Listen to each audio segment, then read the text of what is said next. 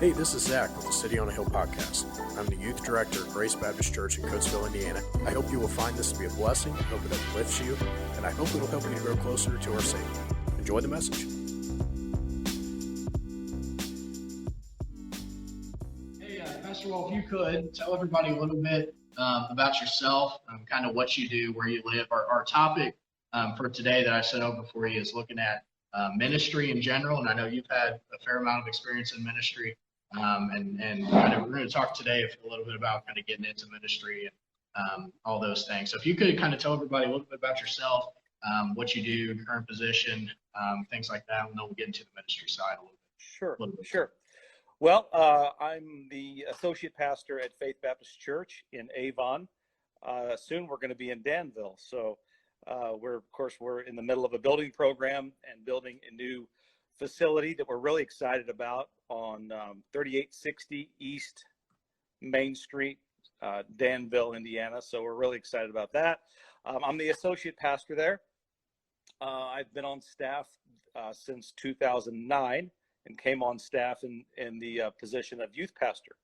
And I was the youth pastor for 6 years at Faith and loved my time as youth pastor at Faith. And then had an opportunity about 4 years ago to move into the associate pastor position there at Faith. So a lot of what my responsibilities include are administrative responsibilities, the more like staff administration, oversight of staff.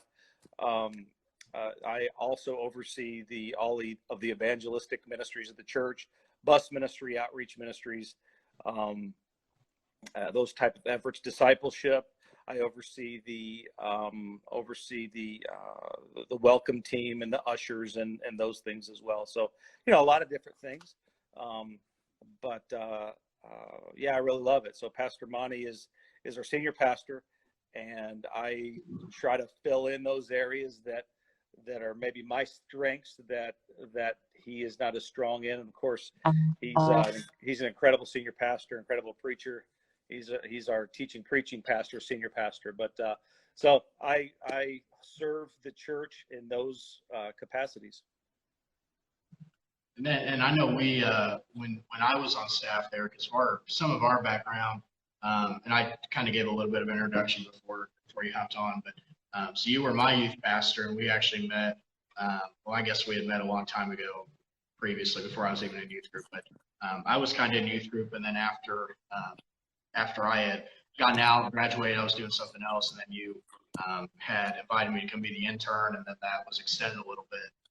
So I had a unique opportunity there, I guess, more so with us as being youth pastor, boss, friend. We kind of have a lot of different connections. But I remember one of the things you kind of telling me when we were working together is that something a lot of people don't understand is how pastors have their different focuses. I think a lot of times people see it as the senior pastor does everything, and then the assistant pastor just kind of backtracks what they do. The youth pastor kind of backtrack, like the senior pastor is the head of it.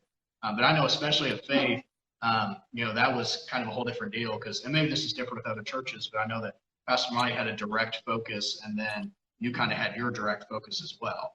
And Scotty kind of had the same thing.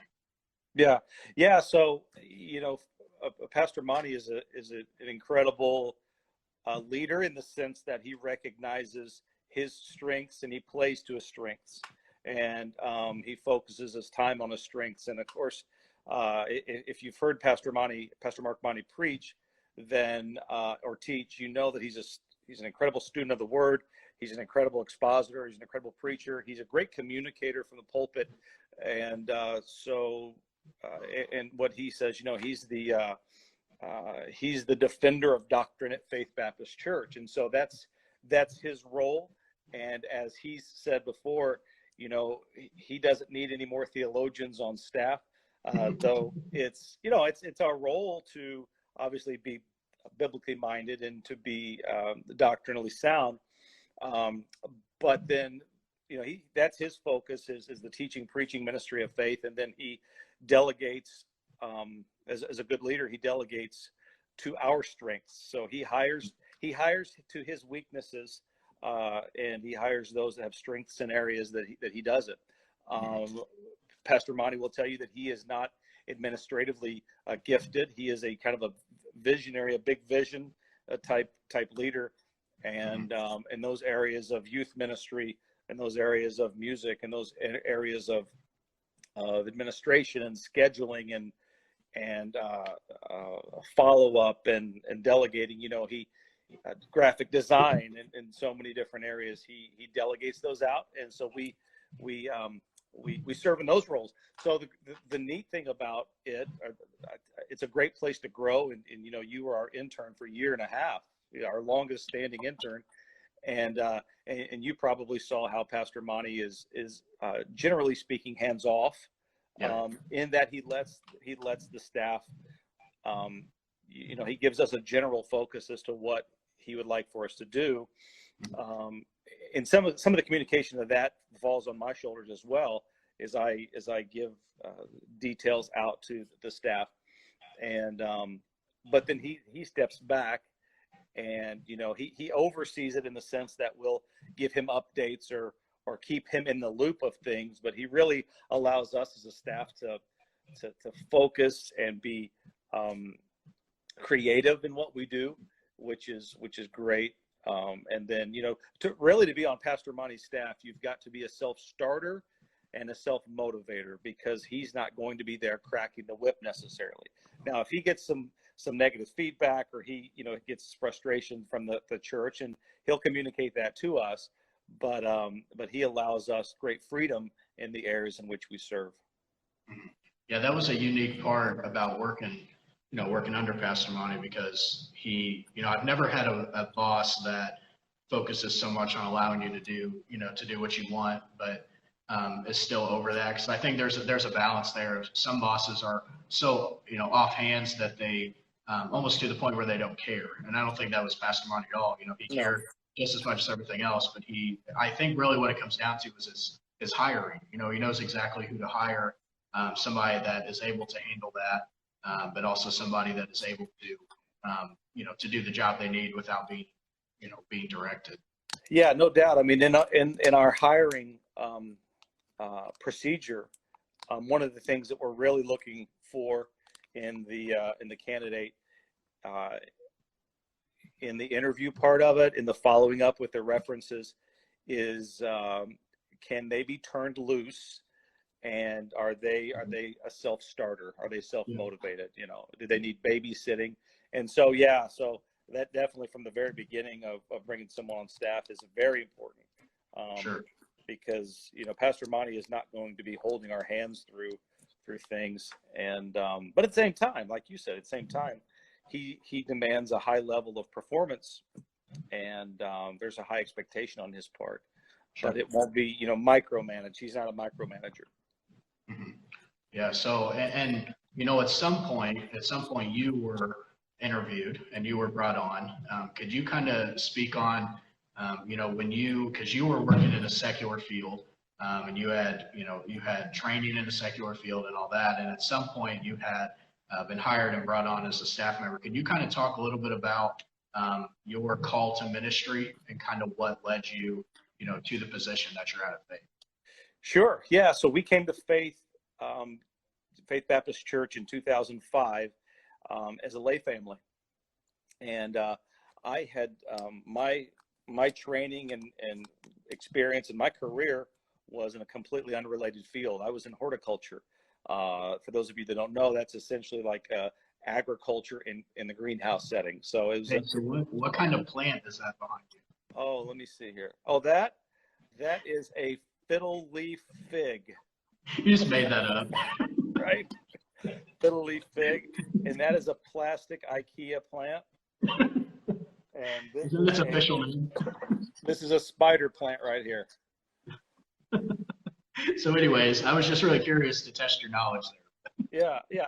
I know enough to I guess to carry on conversation, but so I went to that's what I was my training in. So I was in the horticulture industry for 15 years, and in a career that God had blessed tremendously. God had led that way.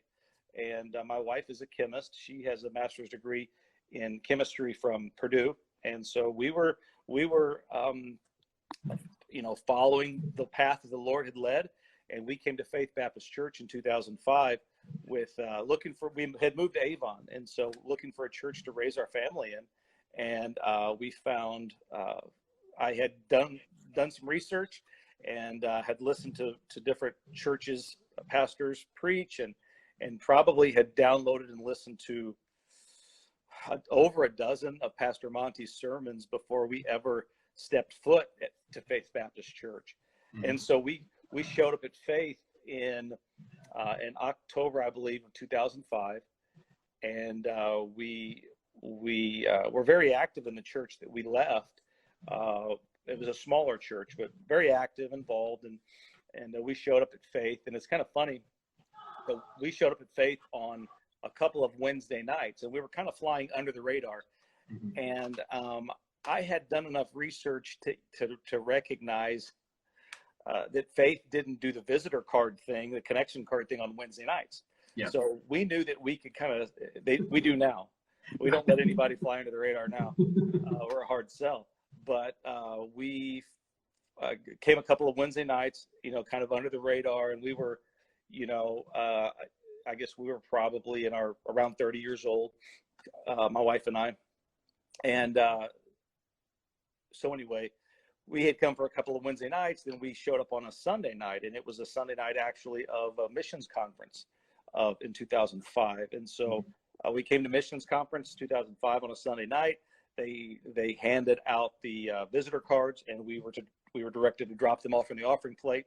And I leaned over to my wife and I said, "Expect company on Saturday." And I've been in Baptist churches, so I knew that. And so Pastor Monty and Richard Russell visited us the next Saturday. And so we started at Faith. We started at Faith as a place to just raise our family and serve. And right off the bat, Pastor Monty and the current youth pastor at the time, Pastor Phillips, asked me if I would help in the youth group. My wife helped in Awana, and I helped in the youth group on Wednesday nights and went to youth activities and stuff right away. And the Lord began doing something in my heart. He began drawing me toward full-time ministry. And it was very uncomfortable, Zach, because we had recognized the Lord's leading in all that we had done.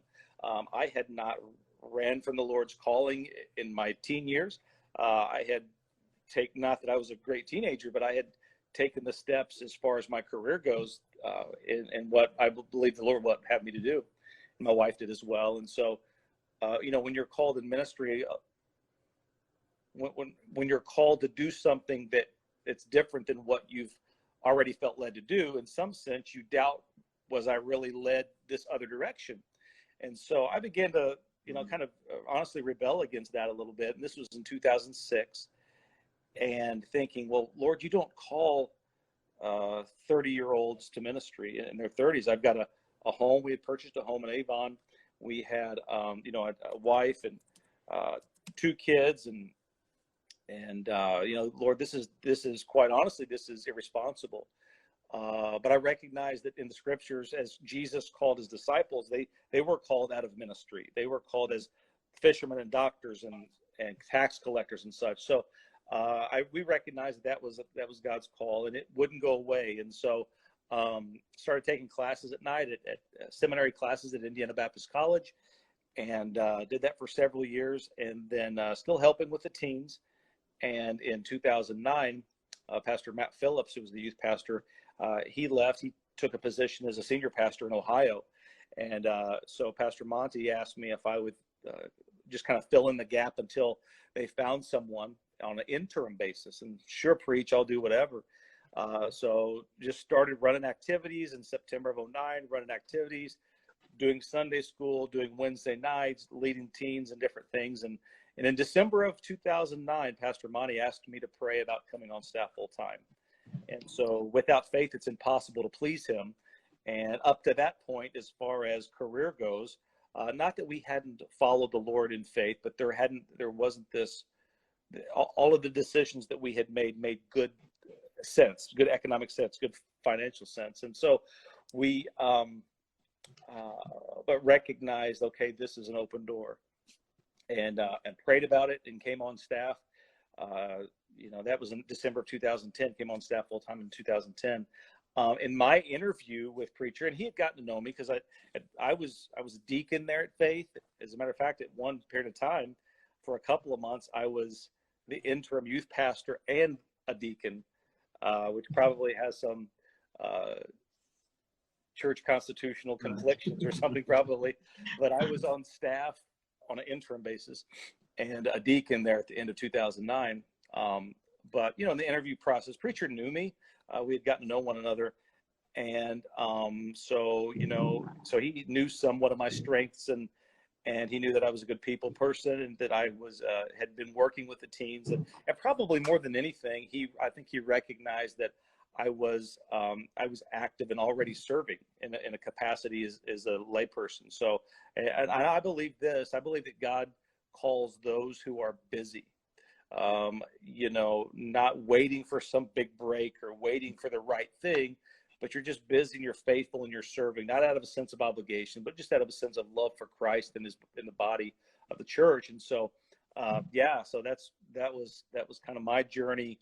And that was in my early 30s, and came on in full-time role in 2010. And I remember that time because I was in youth. I was just starting out in youth group when Pastor Phillips was there, and I remember when he left, and you were there. I always remember thinking that this is just kind of temporary. We're just kind of waiting for for the real youth pastor, the real guy to come in.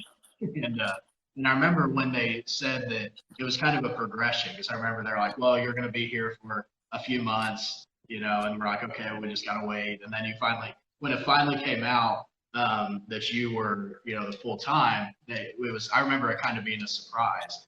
We were like, oh, okay, now we kind of, got to get this mindset, of the new youth pastor. Right. But yeah, it was different for us because we already knew you. I mean, I remember my first kind of memory of you with myself is when I was in junior church. And I remember you would come up and speak in junior church. And it's funny looking back because you were always the guy I remember that preached longer than all the other guys. You would preach. I always loved it. I always loved your preaching, but I'd always think, okay, we're going to be here for a while. But it was good. And that was how I remembered you. And then when you came on, I was excited. So I was like, okay, we got a guy that's really good. He's really fun. He knows, he definitely has a heart for this. But and I think it never seemed it never seemed real because we knew that you weren't in ministry at that time. Like we knew you hadn't been a pastor, youth pastor, or anything like that. And the knowledge of you being in Bible college, nobody really knew what was going on. So someone just said they remembered that we had an intern one time that was kind of the same way, that the intern never left. We had Zach as a summer intern, and then he finished the year, and then came and did another year, right? It was, and then I did a half a year and then the entire another year the next year. Yeah. So he was the intern that we couldn't get rid of. I can't tell you how many times I had people come into the church and like, you still work here? Like, I think you're just a summer intern. Like, it's the middle of winter. Like, what are you doing? But, I think something, I kind of relate to your story a lot because though, I was a lot younger being called into ministry than when you were, I think God's timing in ministry is something that's really important. And I've seen a lot of people that I believe, and I don't know for sure, but I believe maybe we're called into the ministry. We're either not called or we're called into the ministry not including with God's timing. People that maybe get called into ministry earlier than what they should have been or later than what they should have been. And that was always for me because I remember, when I interned at the church, I was not in ministry. I hadn't been to Bible college. I didn't. When you asked me to come, and I know you guys were, trying to trick me into doing it the whole time, and I completely understood that. But when I came and was the summer intern, do what? No, you mean tricking you into ministry? Right, yeah. Because I come in as not in ministry, and I got so many comments. So, we'll just give it some time. He'll get into ministry, But so when I started I wasn't in ministry, and I genuinely felt that that wasn't the time for me to be in ministry. And even though it all made sense, because it made perfect sense, and I was, I had served in the church, I served in much ministries, I was running the junior church program, being serving on staff at a church, it just made perfect sense, but I just didn't feel like the right time. And I was going to college for criminal justice, and I think it was really kind of special. I think it was just kind of like a switch, like the moment that I realized it was time for me. And I'm sure that was kind of the same way for you. The moment that I decided, God was calling me to ministry, there wasn't a question. There wasn't like a progression for me. Yeah. It was just kind of instant, and then there wasn't really a question. And I have to guess that if I would have decided too early, if I would have decided as a teenager that God was calling me to ministry, even though He wasn't, I couldn't think of how my path would have changed. I mean, I definitely would have went to Bible college. I probably wouldn't end up being the intern at Faith. Maybe I would have went a different direction. So I just think God's timing. I think it's the same thing for you. If you would have chosen as a teenager to be called into ministry, even though you weren't, it would have changed your whole path. Well, I think you're exactly right. As a matter of fact, I remember the morning that you told me that you felt like that you were going to pursue ministry. I remember that day you had already been the intern. Yeah. And it's a great realization to have a direction, whether regardless if it's in ministry or not. I think that and I hope this doesn't come off carnal, but I think that sometimes we over mystify the calling of God. Sure. We look for some magical feeling, and we almost, we almost throw a fleece down, and we're waiting for these signs and this, and sometimes God's will is just presented in a desire that doesn't go away. After pursuing, God's wisdom, we find wisdom. In the New Testament, we don't see this infatuation with finding these mystical wills, this will of God, this big V will of big W, I should say, will of God. Yeah.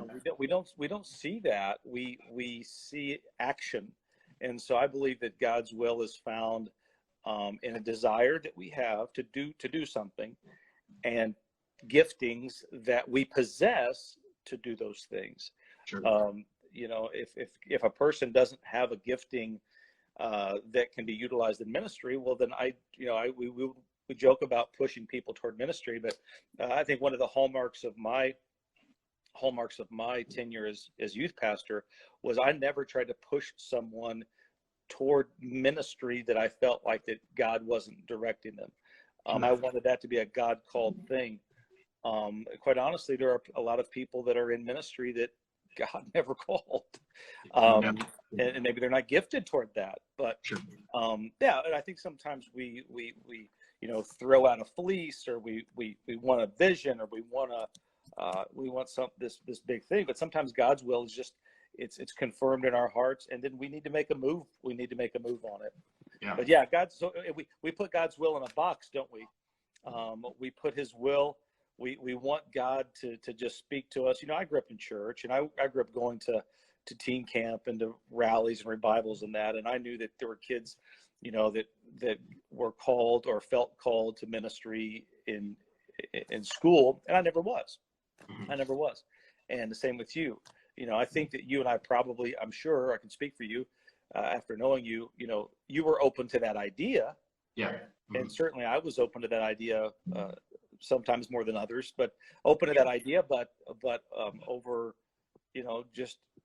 I look at now, Zach, as my role as youth pastor, and my role now as an associate pastor, and the things that God has me doing now and has had me doing over this time. I just recognize over and over and over why He had me work secularly for all of those years and train for something that I'm not in right now, because a significant portion of what I do, honestly, there's a big crossover with Bible training and secular training in management and in then communication and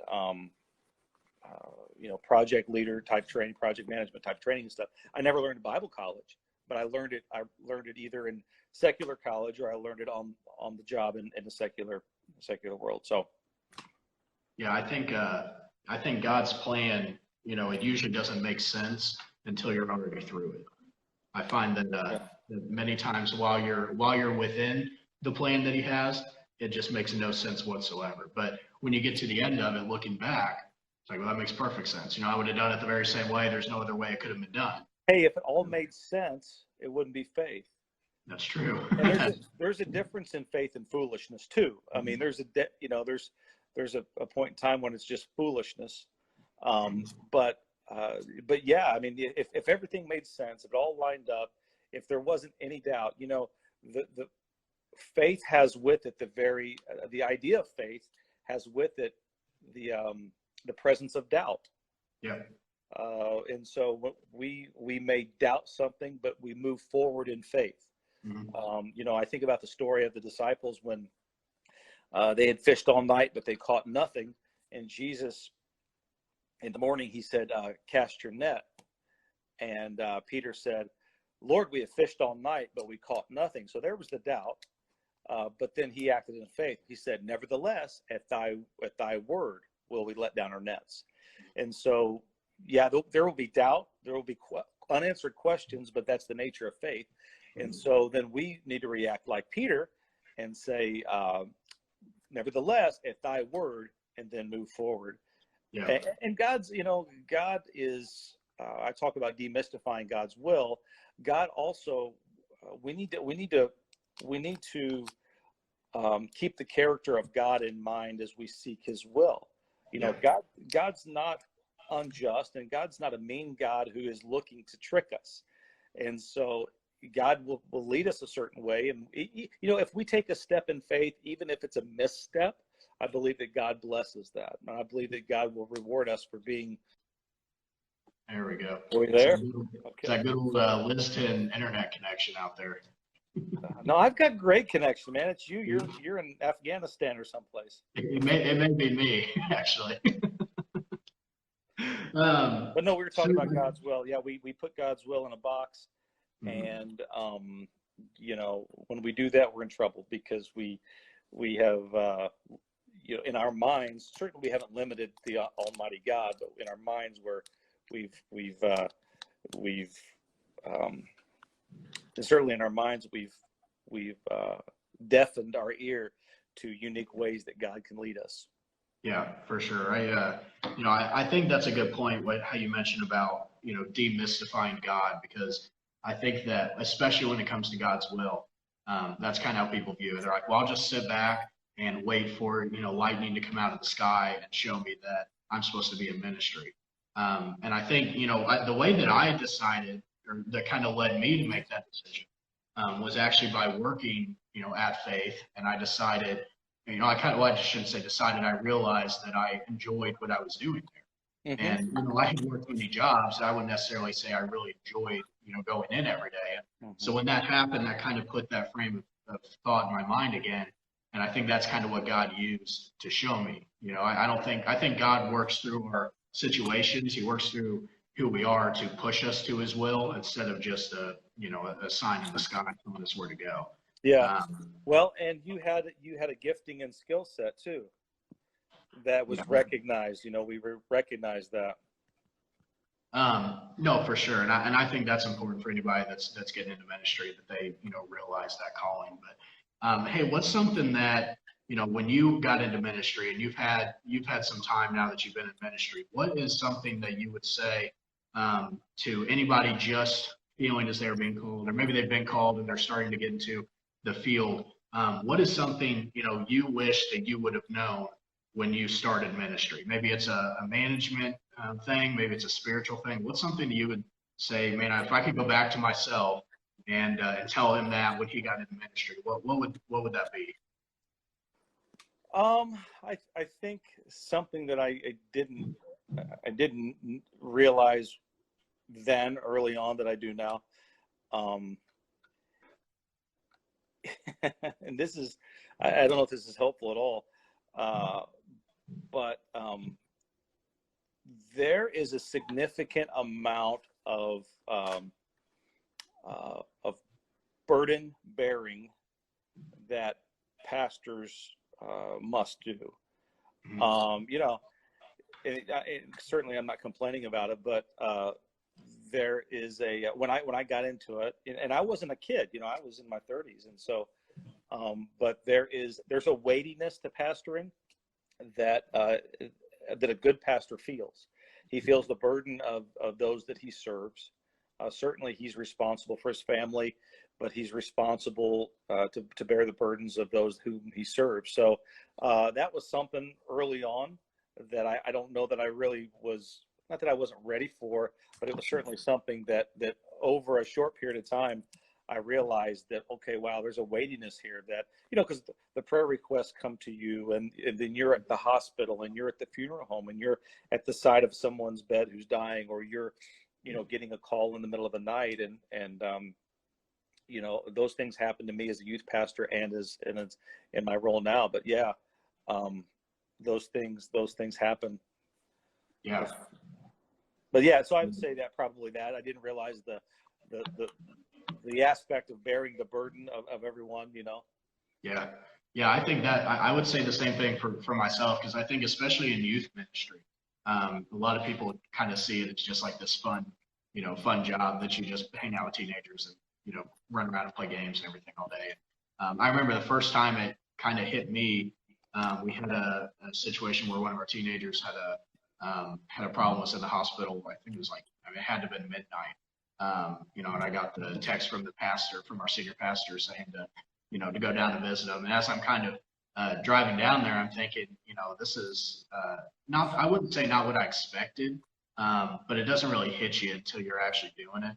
That, hey, this is a lot more, you know, especially in youth ministry, this is a lot more than just having fun. Yeah. And I think, you know, you kind of expect that with senior pastors. You know, I think a lot of people view senior pastors as the ones that's handling all that. But, you know, assistant pastors, youth pastors, even, you know, children's pastors for the most part are dealing with all those things as well. But yeah, I think that's something that I would go back and, you know, tell myself starting out is like, hey, you know, take it a little bit more seriously. I think that, you know, again, it's easy to kind of view it as just this, you got to have as much fun as you can. You got to get the kids in, but there are some times that you really got to be serious. And just a quick word of advice for those who find themselves in that position. You know, you wonder, you know, a lot of guys like yourself, you know, you started in ministry younger than I did. And so I brought with it a little bit more life experience in dealing with grief and dealing with loss and those type of things, but never in a position of pastor.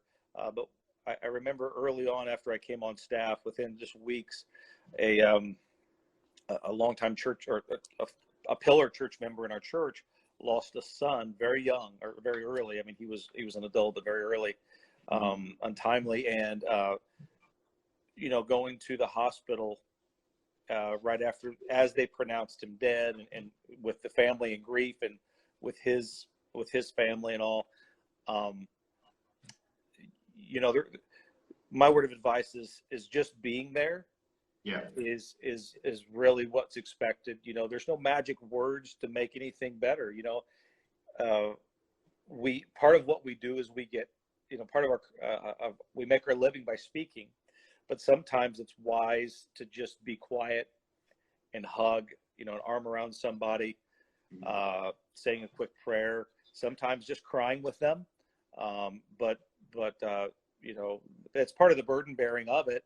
But I think we can rest in that we don't have to have the magic words. You know, we don't have to have like the thing that's going to make it all better, because when someone's just lost a loved one untimely and unexpected, you're not going to swoop in with, you know, I'm not Pollyannish. I mean, I believe the power of the scripture, but I'm not Pollyannish in believing I'm going to quote a scripture and everyone's just going to be happy and be in joy. So part of that is just cry with someone, that, you know, weep with those who weep and rejoice with those who rejoice. That's the same thing you see with Jesus too. When Jesus was dealing with people that were suffering, you know, he didn't do that either. He didn't, you know, God himself as Jesus can't come in and say, give us a word of advice or help, and then instantly get the whole thing, settle the whole thing. We see, when Lazarus dies, he goes and just cries with him, and it is just there, and I can imagine when that happened, they were probably confused, like, oh, Jesus is here, he's going to make it all better. And, and he's just kind of there and helps with, I think, suffering is something we have to deal with. And it's part of the human condition. Right. And that's something for me. And I think a lot of young pastors deal with this, that when they first get into ministry, that's probably the biggest thing they struggle with. I know it was the same way with me when I first got into it. The fun stuff, that all kind of came naturally. But when it kind of got time to be serious, that's what I struggled with, is knowing what words to say and what, how to handle things like that. But what would you say for yourself? What was your kind of biggest struggle when you first got into ministry? You did have life experience to back up on. What would you say when you first got in was your kind of struggle that you had, or something maybe you weren't very good at when you first got into ministry? I'll tell you what I was never good at, Zach. I was never good at doing games. Yeah. As a youth guy, like that should be that should come natural. I guess, but dude, I always struggled with that. I could come up with a sermon, and I could do a devotion and even youth activities and plan and make those things fun, group events and stuff. But dude, games, I just couldn't wrap my mind around it. It was, and that's a softball, I guess, but I was never very good at that. As an assistant pastor, a delegation, to delegate things that need to get done.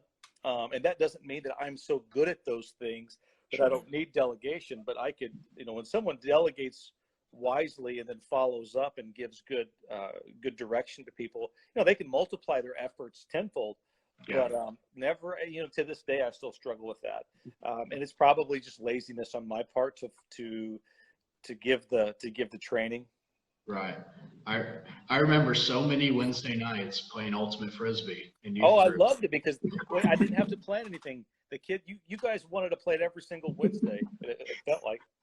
I'll tell you, I'm glad that you were bad at games, because I've been to like camps and things like that where people really, really try to go overboard, and to the point where it's like it's so complicated that like you don't even want to play. And so we knew with you when we came to youth group, it was. But yeah. When people came to youth group, there was no training. Everybody just went over to the house down the street, and we played Ultimate Frisbee forever. Right. I think that's an important thing. I think that, and I only have a year and a half of experience in full-time ministry, but something I've seen just through my experience looking at other pastors, I think people, especially youth pastors, they try too hard. They really try like as hard as they can to do the best game and to put together the best sermon. And I'll tell you, some of my most favorite beneficial times is like things that we did today. When I picked up a few of the teenagers, we just went and got lunch and got Starbucks, and that's some of the best times. And I remember, I think about this a lot, kind of running my ministry with kind of my experience. I remember, the things that I remember with us are like times that you would pick me up and we go like help somebody move, or like, you would just pick me. I remember with Pastor Phillips, I remember he had a lot of events that we would do. But to this day, the event that I remember the most was one day when he picked us up and picked us all up from our house, and we went sledding at some park. I mean, there wasn't any organization. It was just kind of on a whim. And I think it's more genuine. I think teenagers feel that. Well, some of the funnest times are those times when we're just all together goofing off. I was thinking about this here recently, that between say you and Riley Tuttle, you guys were always like shotgun. You guys were shotgun with me like every single youth activity for 6 years. Yeah. You know, I was always in that red van I'm driving, and I can still picture Zach's next to me or Riley's next to me. Certainly on like all the out west trips that we took, you know. And the greatest memories with those out west trips, a lot of times, are just the driving, the driving part of it, and the shenanigans that took place in the red van. Yeah.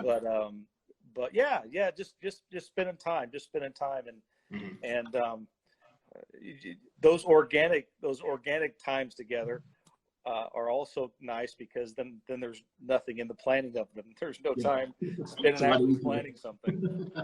I'll tell you, I put out a thing on our Instagram story a while back, asking my teenagers what their favorite event was of the year.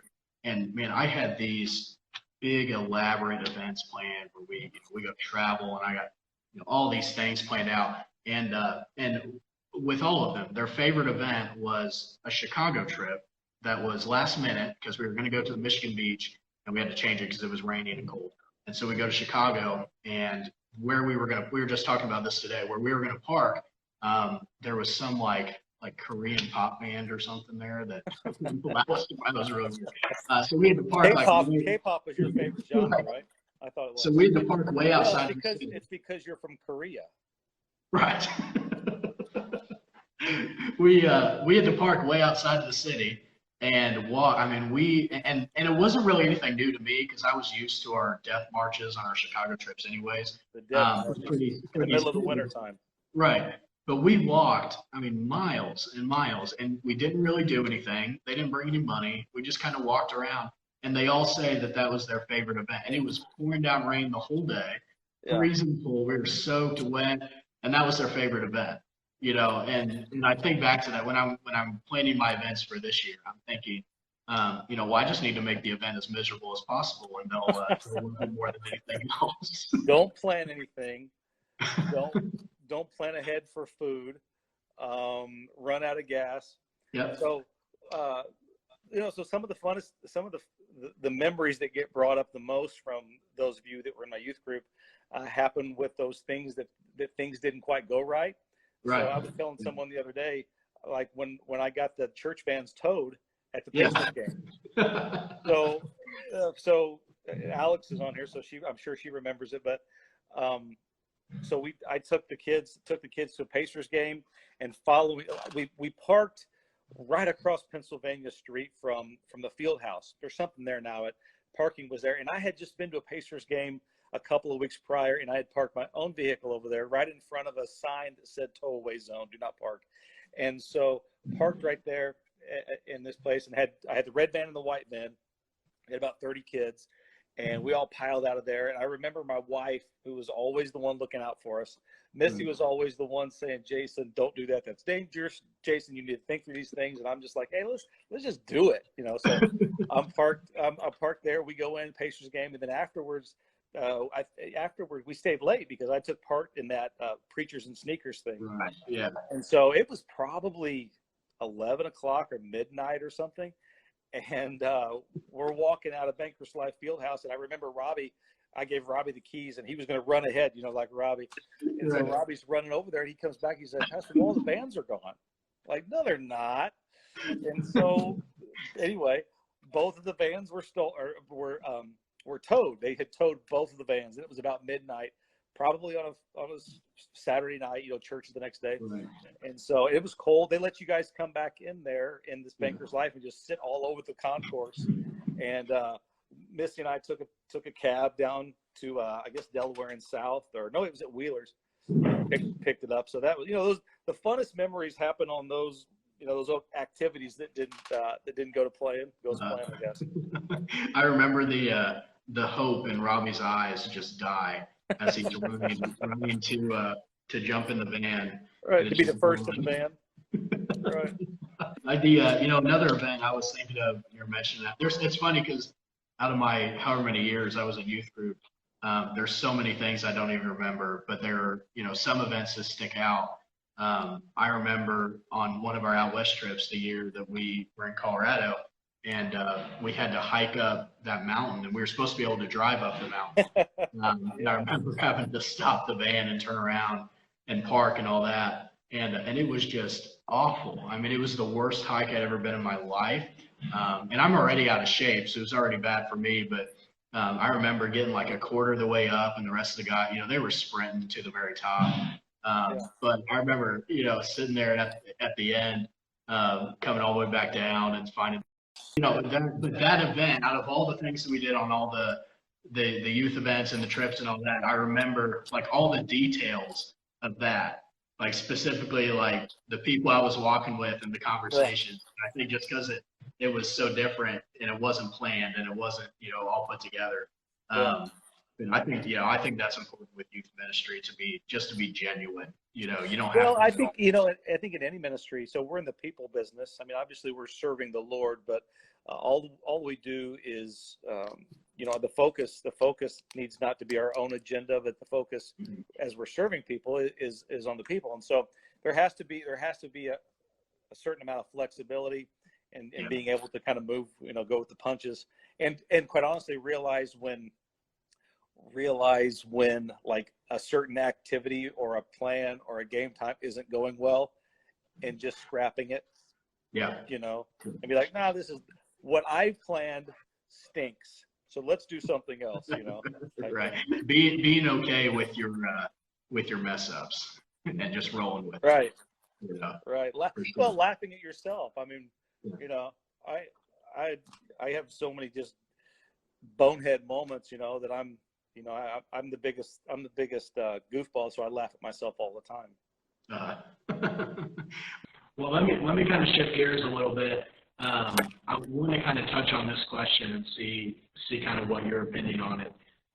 What do you think was tougher for you personally, being a youth pastor or now being an assistant pastor? What do you think was more taxing on you with each of those positions? For me, I don't know. For me, probably the associate pastor is a little different because, probably the same with you or anybody else that's watching.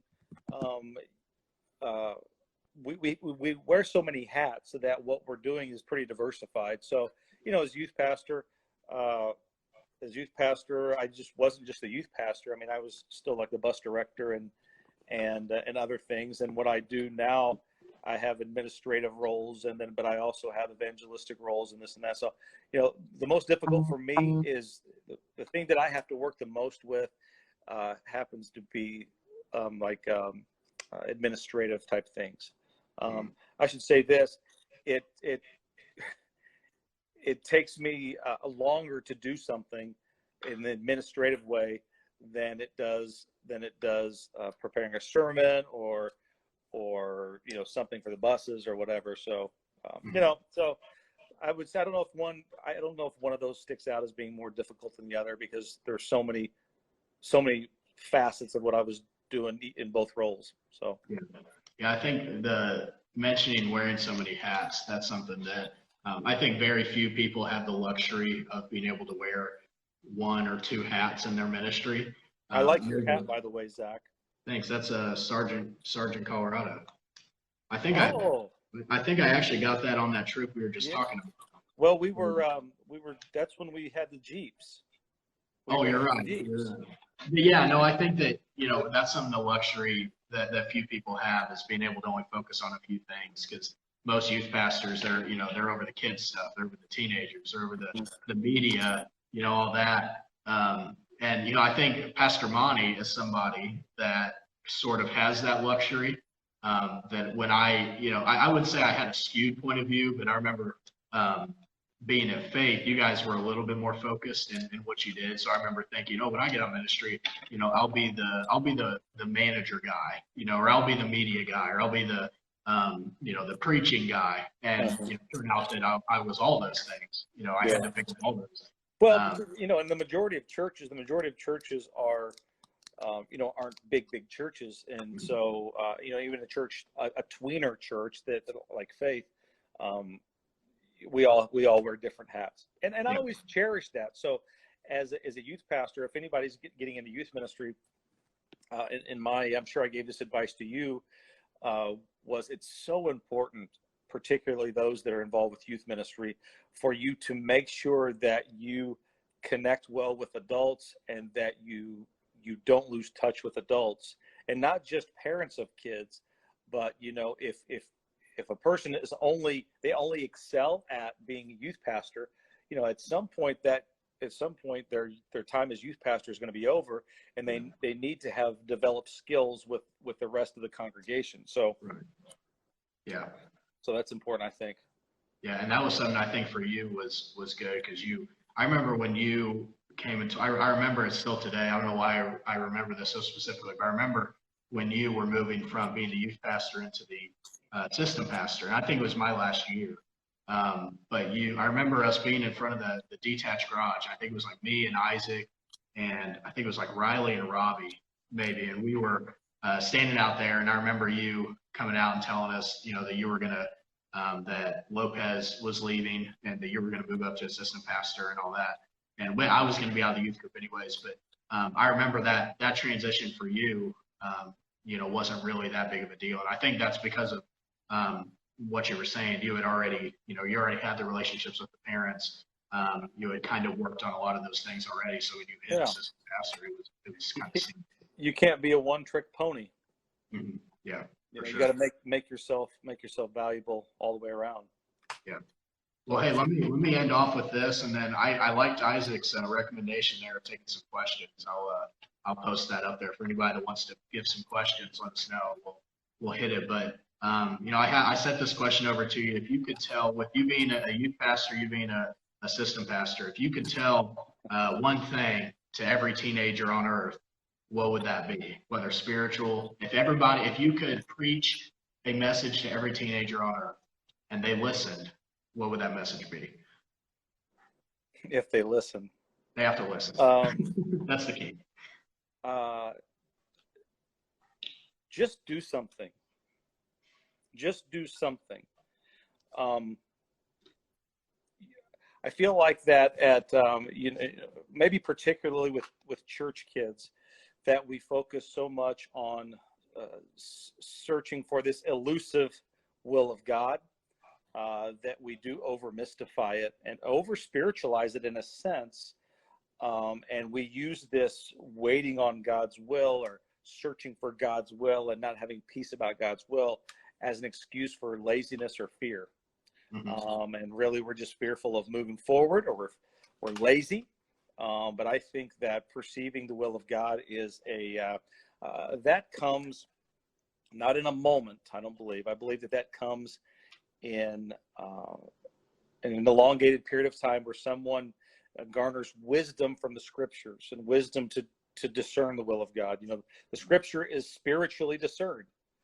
And so the growth in one's spiritual life and their scriptures and their scriptures and their prayer life, asking for the wisdom of God, and then finding those in their life that would speak into their life in ways to mentor them or to give advice. I think that's good too. But just do something. Just go. Find the will of God, what you perceive to be the will of God, and start taking steps in that direction. And maybe it will be that God changes the direction that you thought initially, which doesn't mean that the steps that you were taking were wrong. I feel like this. I feel that God has, if God is powerful enough to open doors for us when we think about what his future plans are for us, he's also powerful enough to close the doors that we think are open. Mm-hmm. And so what does that mean practically? When someone is looking for a job and someone wants to put in an application or a resume, my advice is to fill out that application and put in that resume, and then beat down the door and find out, follow up with their resume, follow up with that job opportunity. Well, someone may say, well, Pastor Wall, that may not be God's will. God is completely capable of keeping that door closed. And God's not playing games with our lives. God isn't hiding his will, this will in a rat maze that we have to, and he watches us flounder in life, trying to determine his will. That's not how God works. So that, I've been very blessed.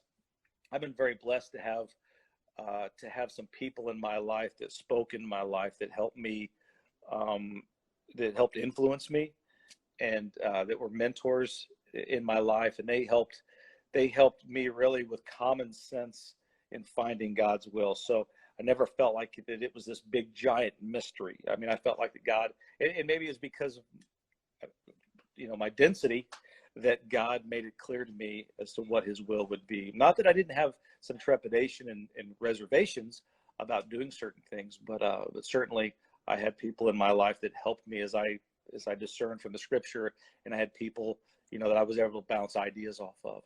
Yeah.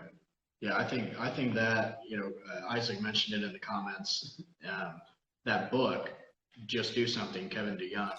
I remember when I first started as an intern at Faith, Preacher gave that to me. He told me to read it. And I think he gave you my copy, because I've never been able to get my copy back from him. And I think he gave my copy away. So you haven't been doing anything since I've taken that, right? No, I've not done a thing. I've been waiting. I've been waiting on God's will. I remember reading through that, and it's kind of an opposite message, I think, because there's, especially with youth pastors, there's a lot of teaching on what not to do rather than what to do, and you have a lot of kids that are just really worried about doing the wrong thing instead of doing the right thing, and I think that it's just as wrong to not do the right thing as it is, to do nothing.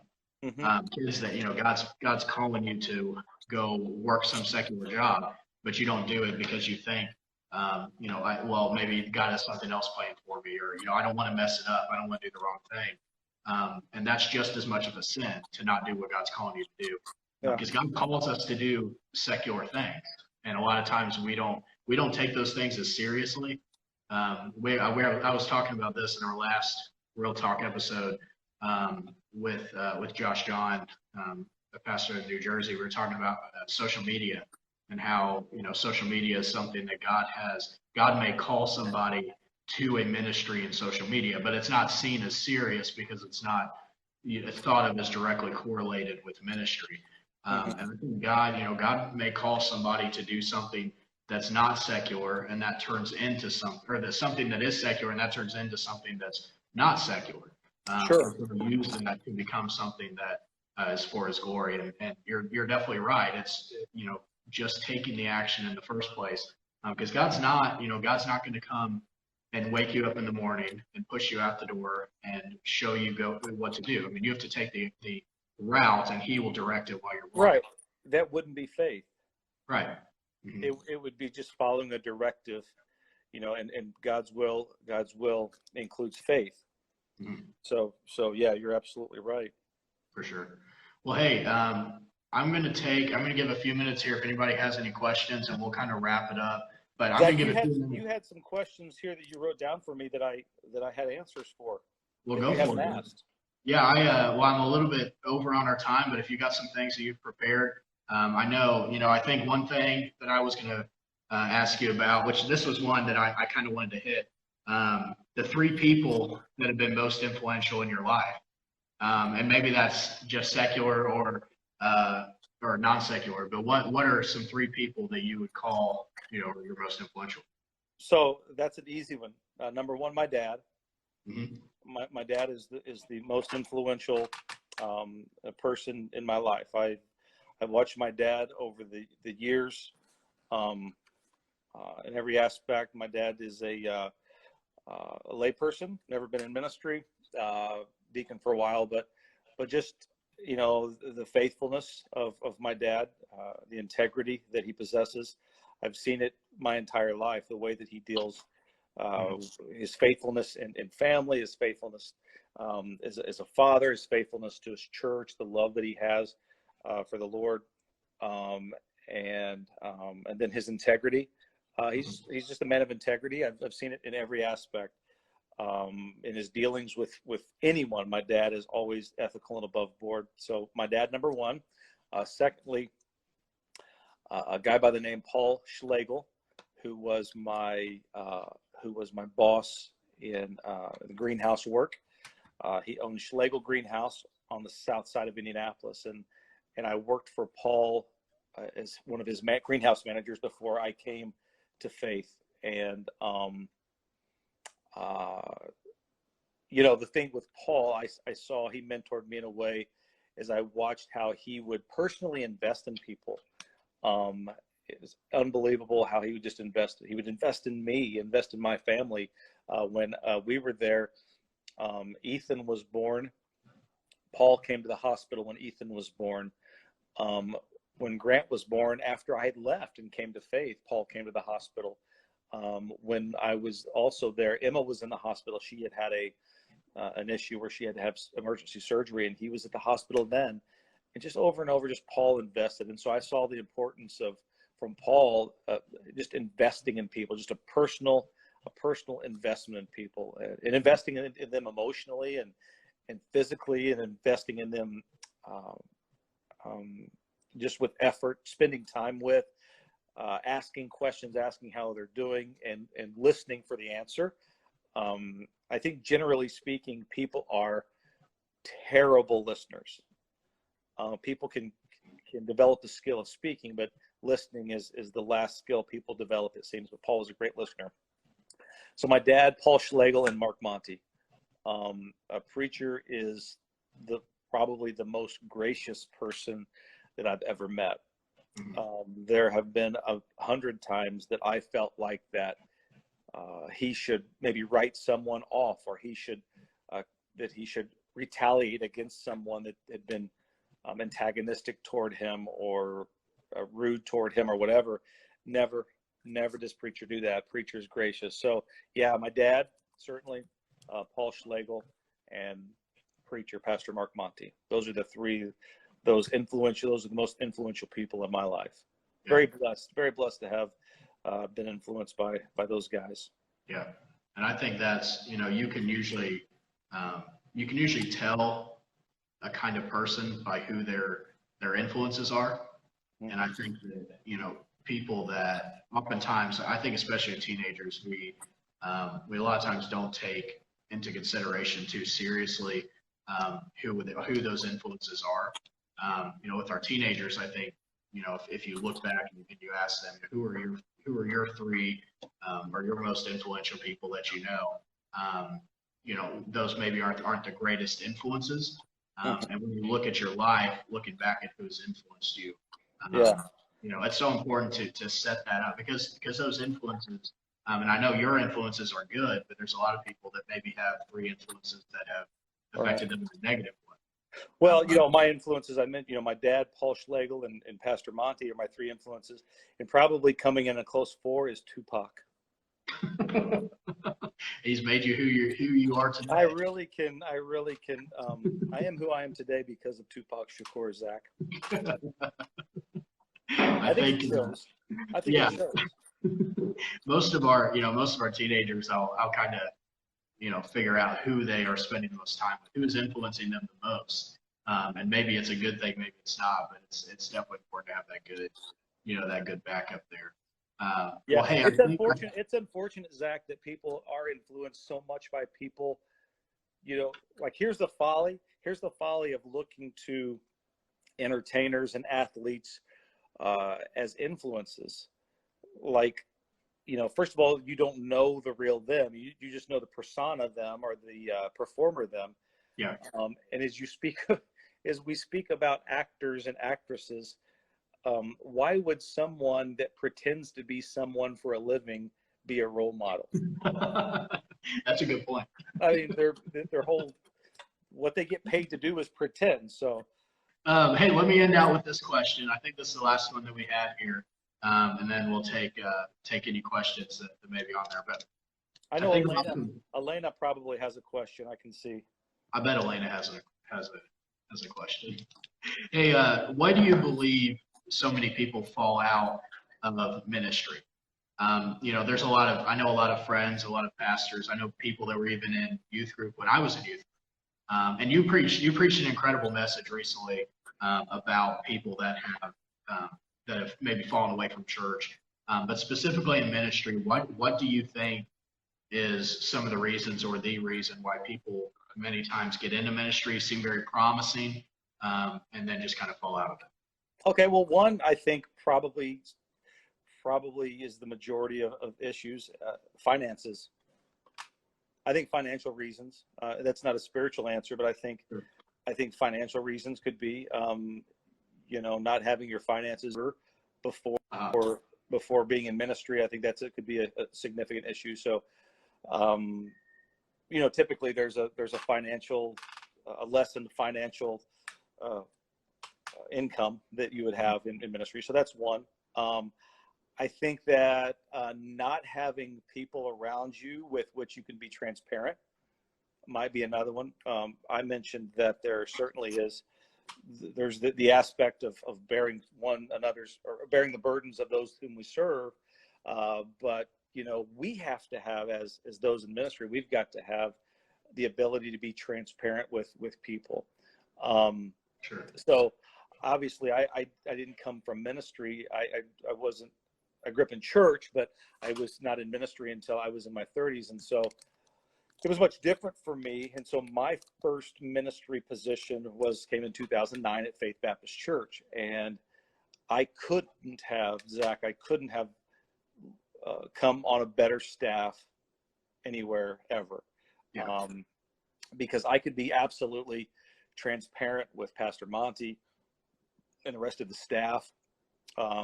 There's a great amount of transparency that we have, but there's a transparency that we can have even at our church. The people of Faith Baptist Church whom we serve, they don't expect perfection out of us. Thank goodness, because they would be disappointed all the time. So they kind of see us. They see us all with all of our shortcomings and blemishes and inconsistencies at time, and we grow together. So I think that it could be overwhelming to try to live up to a level of not perfection, but a level of unsustainable morality or righteousness or piety or whatever. But I think that could be very difficult if we're not able to be transparent with one another. Man, you've got to have friends. You've got to have people that you can just unload on, that will listen to anything that you have to say without being judgmental, I guess. Yeah, I think I would agree with all that. I think for me, kind of what I've seen, because I've had friends specifically that have fallen out of ministry, and I think misconceptions about ministry is probably one of the biggest things for me. Is people that they get into it, I'm expecting something that it's not going to be, and then when it's not what they thought it would be, then they just decide they don't want to do it anymore. And I think a lot of times those are the people that maybe weren't actually called to ministry. Sure.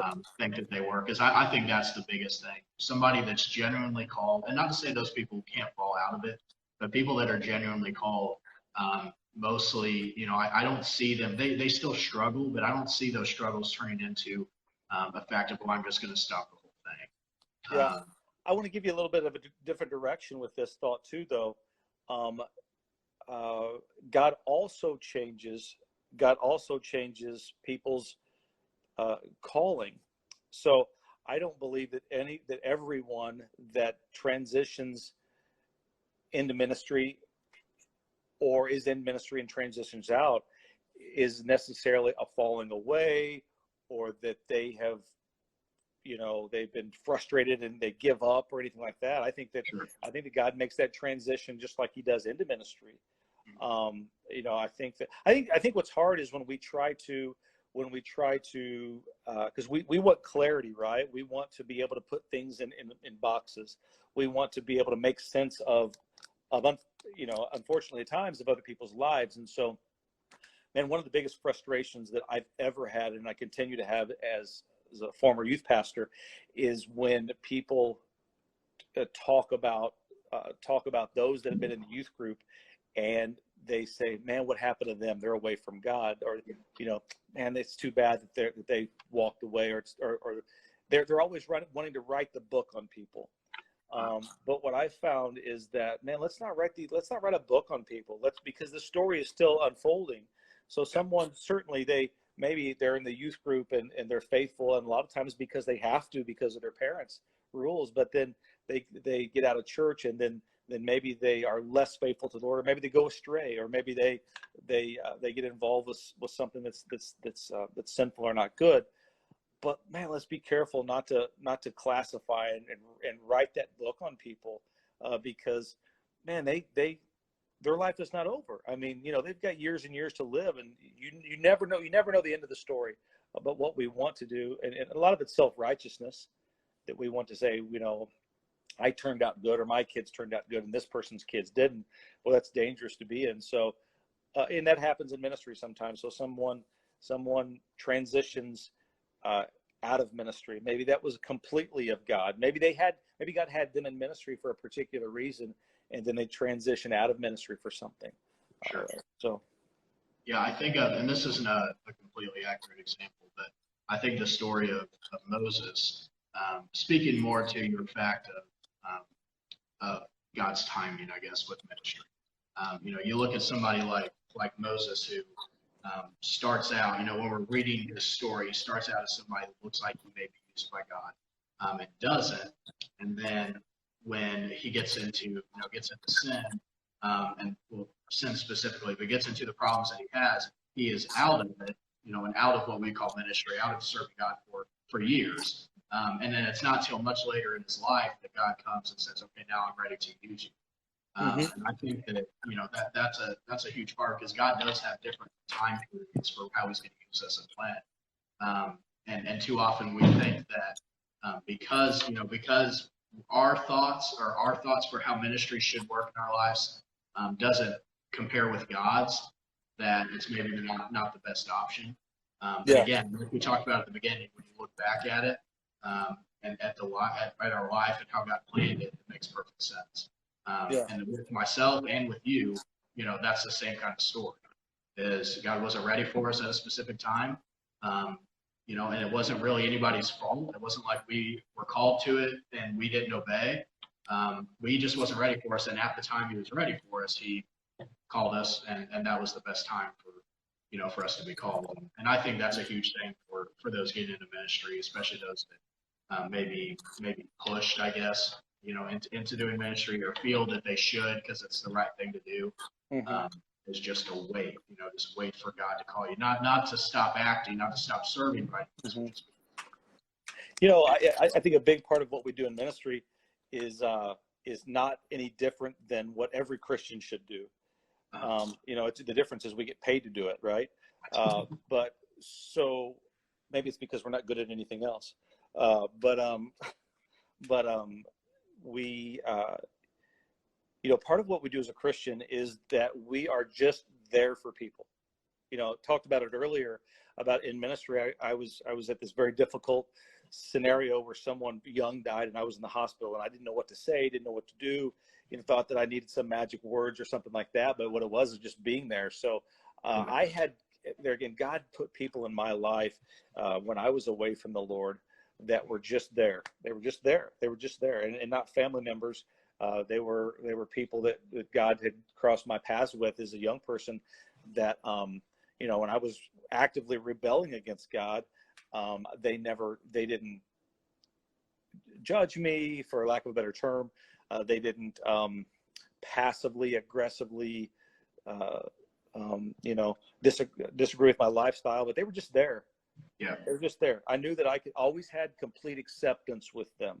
And in my mind, that didn't translate into thinking that they accepted what I was doing, or the rebellion that I had in my heart. But they were just there. They were just always there. If I needed someone to encourage me, they were there. They were always happy to see me. They were just full of grace, And so we need to do that as both those of us that are in ministry and those that are without ministry understand that sometimes people just need you to be there.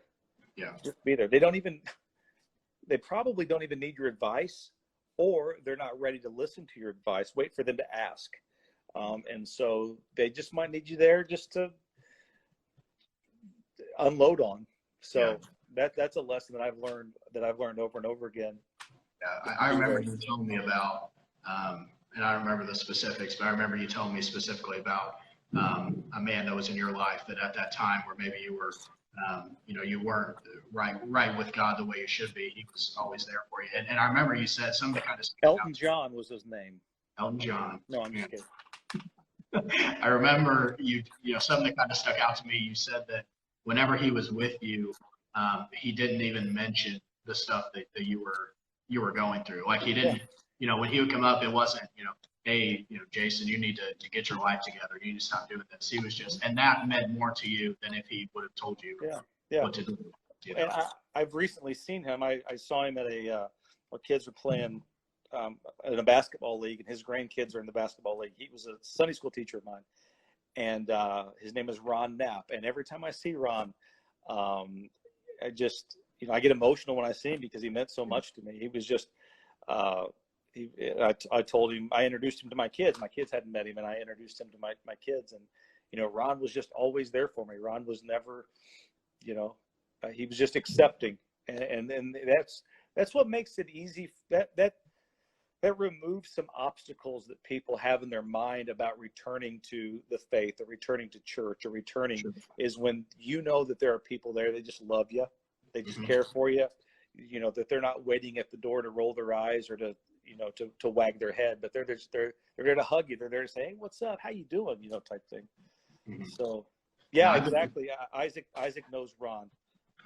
Ron Knapp has been more to me than maybe even Tupac. That's a tough one to match there. He's the Tupac of Canby. He's the Tupac of conservative Baptist. He is for certain. I've been fortunate in both the churches I've spent most of my time in, of that being the case. When people return to church after a certain amount of time, they're just welcome. And it's almost, I find it funny. It's like the more backslidden they've been, the more welcome they are. Like the people that are gone, they may be gone for a few months or get into something and come back. They're welcomed, but it's the people that have been gone for so long that we're just so happy to see them come back. That longer time they've been away and been backslid, it's just such a bigger deal. And I love seeing that. That's one of my favorite things in ministry, I think. And I saw it more so with faith. There are people that have been backslidden and have come back. I remember a few specific guys that I was in youth group, some older guys. I specifically remember the services, and I won't mention it, but I remember coming in and sitting, and one of them specifically sitting in the pew in front of me, and just incredible. And I was like, I never would have imagined some of the things that they were into. I remember seeing them there, and I'm like, it just gives you hope, of how backslidden they have been, and that they're still sitting there in the pew. And I think you're so right on not writing the book on people, because there are so many people that do incredible things later on. I mean, you yourself are a great example of this. Somebody that maybe wasn't doing anything for the cause of Christ, but if everybody would have just written the book on you and said, well, there's no reason to put any focus on Jason, because he's 25, he's almost 30, and he's not in ministry. God's not going to use him later. And to see where you're at now, it's like, it's not over till it's over. And I think that's something you've kind of taught me, and I think is so important, especially in youth ministry. But, yeah, take the chance on people, take the risk on people. Always, sometimes people want to avoid that black sheep or whatever, because they don't know how to handle them. Yeah. You don't, sometimes we overthink it, you just befriend people, love them, and sometimes it gets you into things, gets you kind of in their business. But yeah, man, it's like I say, what we do in ministry is similar to what Chris, we're an example to the flock in ways that we should treat others, but in a lot of ways it's the same. Yeah. Ministry is, I think, full-time ministry is a specific calling, but ministry is a calling for everyone. Everyone's called to be in ministry. Absolutely. All right. Well, hey, I'm gonna conclude here. I do thank you so much for coming on here. I know that you have so much to do, and this has been such a taxing time taking away all your work that you have to do right now. So Nobody has any questions. Everybody's got it figured out. everybody's off. All right. Well, hey, I'm going to hop off here. Thank you so much, Pastor Wall, for joining me. I'll be posting this and I'll send it to you so you can, if you want to post anywhere or whatever. But thank you so much for joining with me today. Yeah. Thanks, guys. See ya. Thanks for listening. If you enjoyed the message, check out our other podcasts, share us with your friends, and check out our church at gracebaptistcoatesville.org. I hope this was a blessing to you. Thanks again for listening.